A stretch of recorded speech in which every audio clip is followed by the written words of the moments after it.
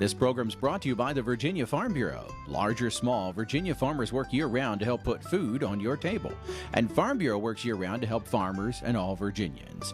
Farming, it's all good. To learn more, go to vafarmbureau.org. Hi everybody, welcome to Virginia Farming. I'm Amy Rocher. Today we'll visit Blandy Experimental Farm and State Arboretum. We'll learn about what goes on there and about its significance on Ag Insights. Then Chris Mullins talks about pumpkins and gourds and growing them from the ground up. We'll also have the Ag Calendar and a Minute in the Field video. And of course, your Ag News of the Week on this edition of Virginia Farming.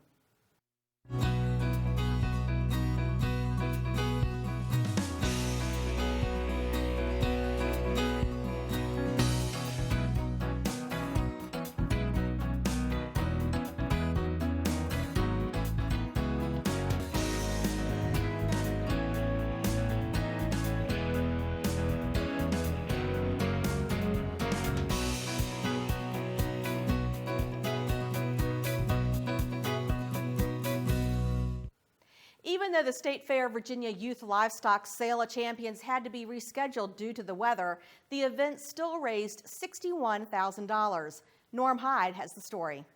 The earliest known livestock fairs date back to 1807, and state fairs peaked in popularity shortly after the Civil War. Ever since the beginning, they've been celebrations of American agriculture, including advances in livestock breeding. The State Fair of Virginia has carried on that tradition. This year, organizers renewed the Sale of Champions, a best of the best sale, if you will, to benefit the fair's youth scholarship program. Gorgeous animals. The exhibitors spent a lot of time, sometimes as much as 6 months in advance, training these animals to be able to lead them, to be able to set them up in a position that it really shows the muscling that the animal has, and it's a lot of skills involved. It's not something an individual could just pick up in 1 year's time. This is the cream of the crop that we have tonight. This is not a sale in the current sense of putting a price tag on the animal and hoping a customer is interested in buying it. The prize livestock are sold the old-fashioned way, by auction. Everett says there's a bit of nostalgic salesmanship in the auction system. The enthusiasm of bidding against the guy sitting next to you sometimes creates you to put a situation that you'll put a little more money into that bid. So we're hoping to create a little competition between bidders for a good scholarship program. It certainly helped this year. About $61,000 was added to the fair's youth scholarship fund from the auction. The young people showing this year get a slice of that, and the rest goes towards awarding scholarships to all youth participants in future livestock shows at the fair. This year, 8 animals were sold by auction. The top 4 blue ribbon market steer, market hog, market lamb, and market goat, along with the runner-ups, or reserve champions. The young winners say any scholarship money is well earned. 16-year-old Jenna Kibler of Shenandoah County worked with her steer for a year. Every day I rinse him and I work with him and set him up to get him ready for the show and grow his hair by working his hair. He loves it. He's so lazy and laid back. Well, the more you work with him, he gets more used to you, and he's calmer around you, and he's more used to setting up with the show stick and everything else, and it just makes him more calm and ready for the ring. First you have to get your goat, and then you have to work with it periodically through before you show it. And then when you get to a show, normally you would have the goat clipped and already washed and stuff. And then you will have to make sure that you have the right equipment to go and show the animal. Like goats, you have to have this chain so you can present it. And then as soon as you get out in the show ring, you usually walk it and then set it up, and then as soon as the judge comes, you brace it. Kibler's been showing animals for 7 years, Greiner for 5. Like Cody Bowden of Frederick County, they have a passion for the competition and the animals. Pretty much their tool of teaching us leadership, hard work, dedication. You got to be there no matter what the weather is, no matter if you're sick, whatever. You got to get it done, and it's almost like a job. Just teaches us about life, and it's a good time. I meet many friends from across the country, This was Bowden's last chance to show. He's 18 and already studying animal science at Hutchinson Community College in Kansas. Like him, most of the show participants are already hoping to make agriculture their career. The scholarship dollars they earn will certainly help them carry on this proud tradition of American agriculture. In Caroline County, Virginia, I'm Norm Hyde. Thanks, Norm. Governor Terry McAuliffe announced more than $503,000 in grant funding for 15 agriculture-related projects. Specialty crops including apples, berries, herbs, hops, nursery products, pears, wine grapes, and more will benefit from these grants. Now, other grants focus on food safety, training, marketing, pollinators, and plant diseases, or on production research for specific geographical areas. Grants range from $12,000 to over $45,000 per applicant. An act passed in 2004 authorized the USDA to provide funds to the states to promote specialty crops. And speaking of the USDA, they are looking at new ways to use moths to control a crop-damaging pest. The USDA's Bob Ellison has more. The pink bollworm is a major pest affecting the $100 billion U.S. cotton industry and has practically been eliminated from this country. However, there can be infestation flare-ups, and USDA's Animal and Plant Health Inspection Service wants to take to the air to control pink bollworm flare-ups. We are investigating using remotely piloted aircraft capable of eliminating small-scale outbreaks as soon as they are detected.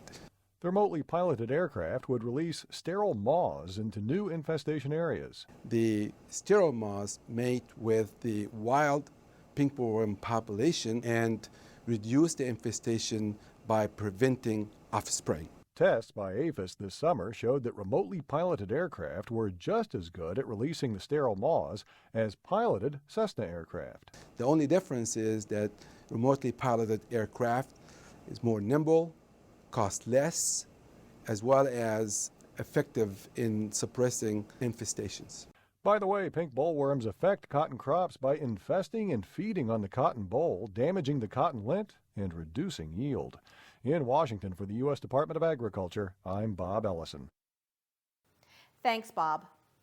Despite the dry summer, it's been a good year for Virginia Christmas trees because of the rainy fall. More moisture in the ground means the trees will stay fresh longer after they're cut. Each year, more than 30 million American households celebrate the holidays with a fresh, farm-grown Christmas tree, and Virginia Christmas tree farmers are contributing significantly to that tradition. Virginia harvested nearly 480,000 trees in 2012, ranking us 7th nationwide. Well, the University of Virginia's Blandy Experimental Farm rests on 1 square mile in Boyce, Virginia. In the middle of that property resides the State Arboretum. Today we'll visit the property and discover just what happens there. That's straight ahead on Ag Insights.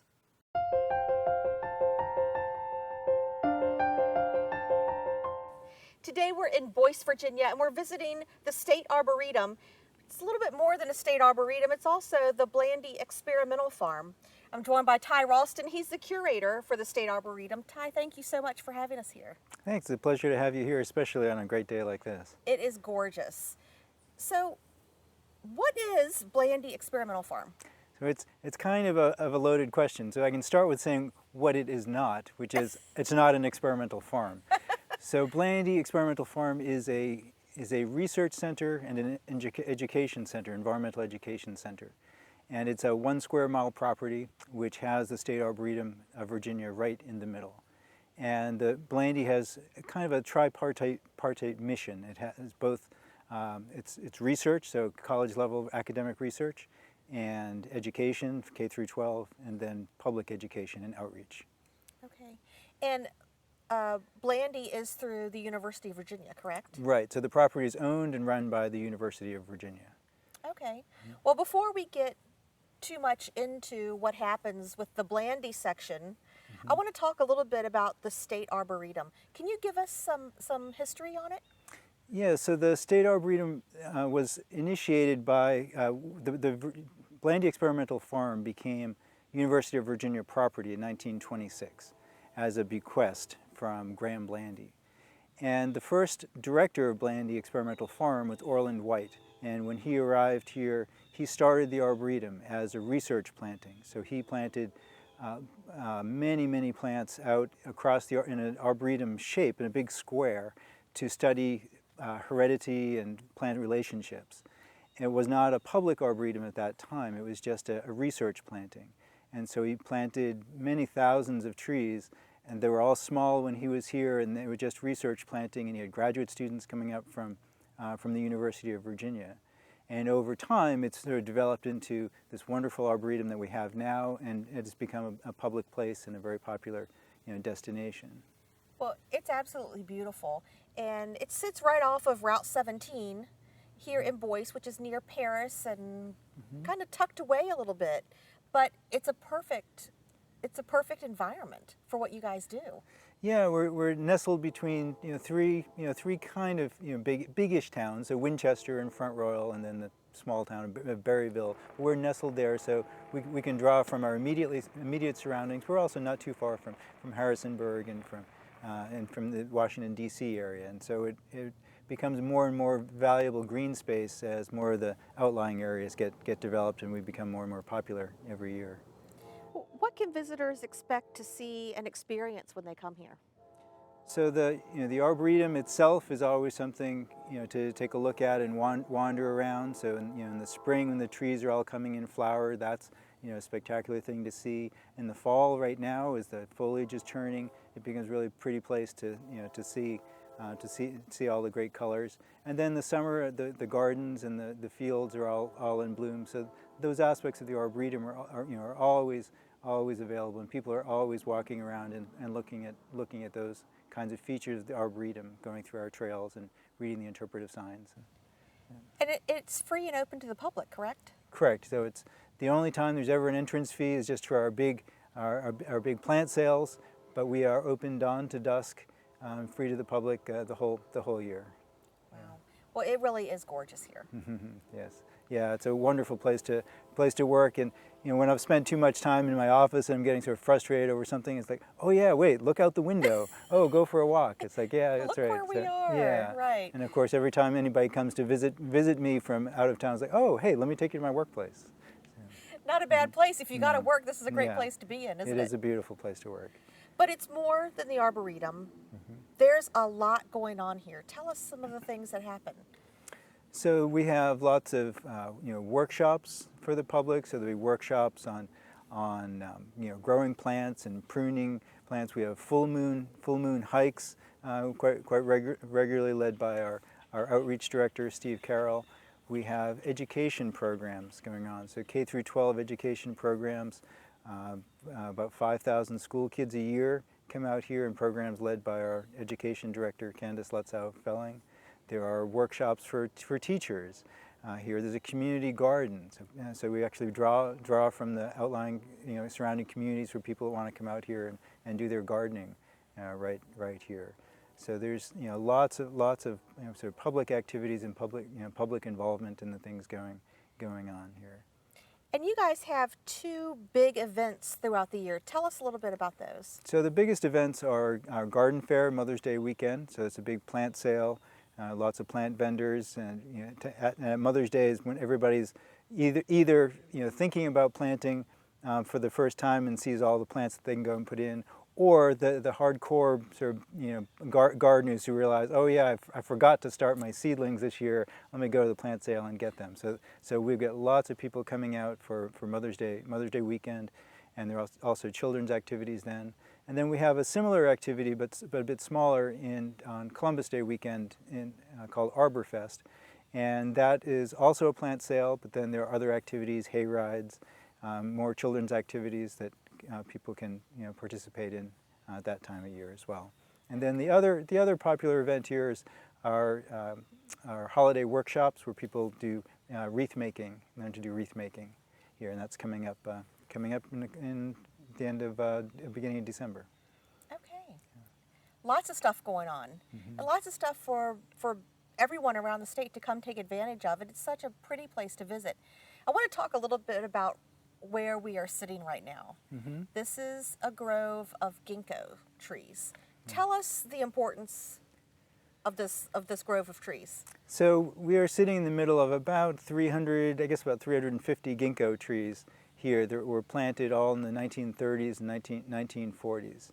And they were planted as a research, as a sort of a research grove to study sex ratio in ginkgos. So ginkgo trees are either male or they're female. And it was a pet project of the first, the director here to study sex ratio in ginkgos. And so he had graduate students bring up the seeds from one tree in Charlottesville, Virginia, to start the plantings here. And as innocent sounding as it might be to say, oh, I'll bring up some seeds, the seeds of ginkgos really smell awful. And so getting graduate students to do it, I'm sure, is so that he wouldn't have to do it himself. So they would go and collect the seeds and then bring them here and plant them. And at the time, that they were planted, there was many years before we could know the outcome of that planting. And so it really wasn't until after Orland White was long gone from here before the trees were producing fruit. And so and now we can see the results of that, which is that, well, it's not very interesting. So half of them are male and half of them are female, just half like and in some, half. half and half. It's just how it worked out, that's right? But what we ended up with was this beautiful, beautiful grove here, which is one of the most popular features of the Arboretum. And right now it's almost at peak foliage right here, and this is the most looked forward to event, a natural event in the Arboretum every year. And so when the ginkgos were planted here, it was thought to be the largest ginkgo planting in the world, and now it may still be the largest ginkgo planting for research, in the world. But it's just a very popular place to come and walk around. And the ginkgos are primarily native to China? Well, they're kind of a funny story. So the ginkgo, there probably are no real wild ginkgos anywhere anymore. So they are known from the fossil record over much of the world, including in North America. But they were thought to be extinct. They were known from the fossil record. Everybody knew about these could recognize the leaf impressions and recognize that these trees used to be everywhere, but nobody knew where they were in the wild. And then they were found in small groves near monasteries in China. And then those are the only known ginkgo trees at the time. And so fruits from those trees or seeds from those trees have then been spread around the world to start the ginkgo groves like you see right here. It's amazing. And they really are gorgeous trees. And the fruit has a lot of medicinal purposes. The ginkgo biloba we hear about being good for memory and... Yeah, there are certainly a lot of herbal claims for ginkgos. So that's why part of the reason that there are bigger groves than this now, because there's a lot of medicinal and herbal use. Sure. Of the, and they of the harvest ginkgo that. trees. Now, nothing here is harvested. So we're not. Yeah, we don't do any harvesting. Harvesting here, we get fruits and things from the Arboretum to propagate our plants. So we don't. Yeah, harvest. But this grove was planted originally as research. Mm-hmm. So that brings us back to the Blandy Experimental Farm. What are some things, here we are in the ginkgos. Mm-hmm. What are some other things that you have going on here that you're studying? So lots of different research projects going on. So we have right now a graduate student who is studying the impact of deer on forest regeneration in Virginia and at Blandy Experimental Farm in particular. So the deer populations are really big, and the deer, basically what's left in the wild are what the deer don't eat because the populations are so big. And so right. He's looking at the effect of deer. We have another graduate student who's looking at the effect of light pollution on fireflies. So any insects that are dependent on the night sky for their ecology may be affected by artificial light. So we have studying light pollution here as well. We have projects studying health of bee populations, looking at disease in bee populations, also the effects of pesticides on bees. We have a researcher here who studies invasive insects like gypsy moths. So lots of different projects going on. But actually another thing that's going on here related to outcome is we also have a partnership with the American Chestnut Foundation. So they have a couple of research groves that are right here, and they are trying to propagate American chestnut trees that have resistance to the chestnut blight. And so they have 2 plantings here, and at the end of, they do the hybridizations with Chinese chestnut to try to breed resistance in, and then breed them further with the American chestnut to bring American chestnut genes in. But every time they do that, they risk losing resistance to the blight. So then every generation they have to test the trees and see if they still have resistance. And so next year they'll be testing resistance among the trees we have to see which trees will stay in the breeding program. And and the eventual goal of that, of course, is to get American chestnut trees planted back in the forest where they were once dominant. Well, if any of our viewers would like more information on the State Arboretum, where should they go? First place they should go is right here. I mean, so just come visit, yes, right? Come and visit. But to get information, you can go online to the Blandy Experimental Farm website. We also use all of the big social media, so Facebook and Twitter and Instagram and Pinterest and all of those places all have some information on Blandy Experimental Farm and what's going on here. Well, Ty, thank you so much for having us out on this beautiful day in this gorgeous grove of ginkgo. It's really been enjoyable. All right, you're welcome. Thank you for coming. We'll be right back.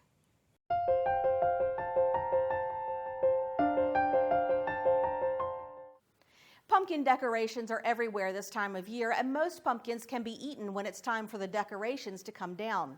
With tips on growing your own pumpkins from the ground up, here's Chris Mullins. Hello, today we're at College Run Farm in Surrey, Virginia, and we're here with Steve Berryman, the owner and farmer. He grows a lot of pumpkins, as you see behind me. Well, how many acres do you have, Steve? This year we have about 8.5 acres of pumpkins. That's a lot of pumpkins. They really take up a lot of space, as I can see here. As we're thinking about the home gardener and them growing pumpkins and gourds in the home garden, what kind of spacing would they need to put out a pumpkin like this right here? For your larger pumpkins like the one you're holding, they require about 25 square feet per plant. So, if you're planting in rows, 5 feet between rows and 5 feet spacing between seeds in the row. If the home gardener's thinking about putting pumpkins out, how long a season does it take? When should they start putting their seed or transplanting in the ground, and when do they think about harvesting? Well, if you want to harvest a pumpkin like this for Halloween, say, you probably want to plant around July the 1st. If you're looking for something more decorative to start in September, you may back that up and plant a little bit earlier.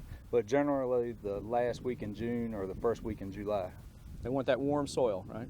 Warm soil. You want a well-drained soil, something that doesn't hold water, because pumpkins just don't like to get their feet wet. But they do need some irrigation or some watering. If it does get dry, you will need to irrigate, and you're better to irrigate under the plants, just the soil, because the more the plants get wet, the more they may harbor some disease also. So the home gardener can maybe use a soaker hose or drip irrigation or something. Yep, anything under the plant to keep the soil moist would be excellent. Well, Steve, we looked at the normal kind of pumpkin over there, and we're seeing all kinds of different shapes and sizes of the pumpkins and gourds here. Now, are some of these edible at all? Oh yeah, a lot of these can be used as decorations in the fall, and then when you finish with them for decorating, they can be taken to your kitchen, made into pies or pumpkin butter. You can bake some of these squash, very tasty. So sure, a lot of them are edible. The gourds generally are not edible, but most of your pumpkins and squash are. Oh, that's great. And I know that some of these little guys here, probably for the home gardener, you probably could produce out of one plant a whole lot of those little ones. Sure, they produce probably between 5 and 8, maybe 10 per plant, and there's a lot of different colors you can get. This is just a few of them, green and orange and white. So there are a lot of them, and small gourds as well. They produce well too, and a large number of them. Well, now, there's so many different types, so many different seed types. Can the home gardeners find these seeds online or in catalogs for all these different things? There are a lot of seed companies that not only offer them to commercial growers, but they have websites where you can go in and just buy a few seeds of each if that's all you need. A lot of different choices. A lot of choices, hundreds of choices. Well, great. Well, for more information about gourds and pumpkins, please contact your local county extension office. For From the Ground Up, I'm Chris Mullins. We'll see you next time. Taking a look at the Ag calendar, the 2015 Small Farm Family Conference will be held November 12th and 13th in Williamsburg. Connect with experts in agricultural practices and marketing and learn about new opportunities and strategies that promote small farm profitability and sustainability with educational sessions, exhibitor displays, and tours. For more information and to register, visit agriculture.vsu.edu. That does it for our show. Thanks so much for watching and have a great week. I'm Amy Rocher for Virginia Farming.